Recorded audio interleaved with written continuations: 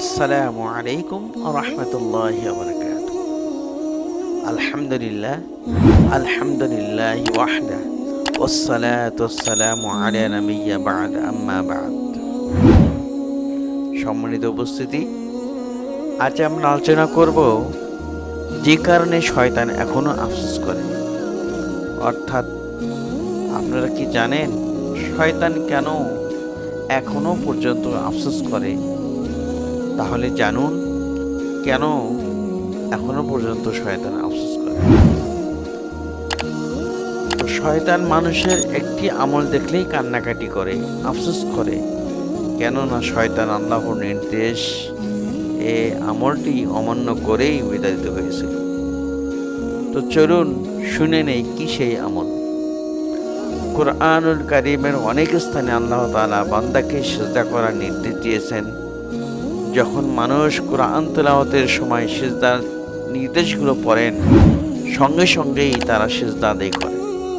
অর্থাৎ আমরা যখন কুরআনে সিজদার আয়াতগুলো তেলাওয়াত করি, সঙ্গে সঙ্গেই আমরা একটি করে সিজদা দিয়ে নিই। চাইতে নামাজে হোক কিংবা এমনই তেলাওয়াতে হোক, সেটা নামাজেও হতে পারে বা যখন আমরা কোরআন তেলাওয়াত করি তখনও হতে পারে। মানুষের এই সিজদার দৃশ্য দেখেই শয়তান কান্নাকাটি করে এবং আফসোস করতে থাকে, কেননা শয়তান আল্লাহর নির্দেশ মেনে সিজদা করা থেকে বিরত থেকেছিল, যার ফলশ্রুতিতে সে হবে চিরস্থায়ী জাহান্নামী।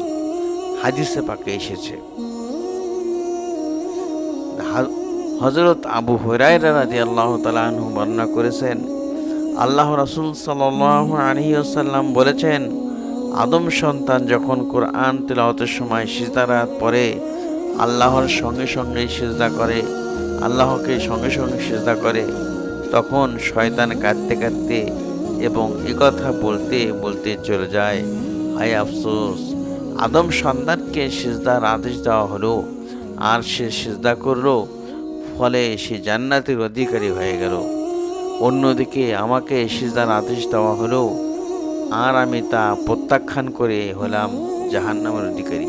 এটি মুসলিম শরীফে এসেছে। এই হাদিস থেকেও বোঝা যায় যে আল্লাহর কাছে সবচেয়ে প্রিয় আমল সিজদা, আর এই সিজদাতেই বান্দা আল্লাহর খুবই কাছাকাছি হয়ে যায়। এই কারণে সিজদায় আল্লাহর কাছে চাওয়া পাওয়ার বিকল্প নেই, দোয়া ইস্তেগফারের বিকল্প নেই। তো আসুন আমরা আল্লাহ তাআলা মুসলিম উম্মাহকে বেশি বেশি সিজদা করে তার হুকুম ও দাসত্ব মেনে তৌফিক দান করুন। আমরা সবাই আল্লাহকে সিজদা করব এবং শয়তান যেরকম নাফরমানি করেছে এরকম কাজ থেকে বিরত থাকবো। ওমা তৌফিকি ইল্লা বিল্লাহ। আসসালামু আলাইকুম ওয়া রাহমাতুল্লাহি